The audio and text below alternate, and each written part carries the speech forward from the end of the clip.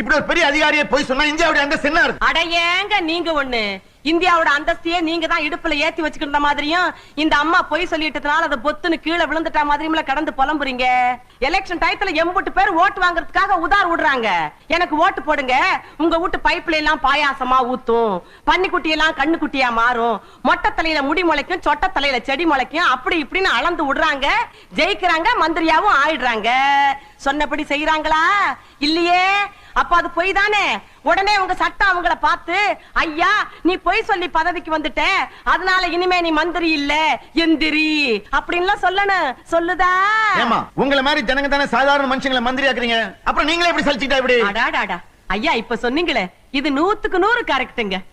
எங்களால மனுஷங்களை மந்திரியாக்க முடியுது, மந்திரிங்களை தான் மறுபடியும் மனுஷங்களாக்க முடியல. ஆரோக்கியமான வாழ்க்கைக்கு ஆராவில் ஹெல்த் மிக்ஸ் auravil.in வெப்சைட்ல இருந்து வாங்கலாம்.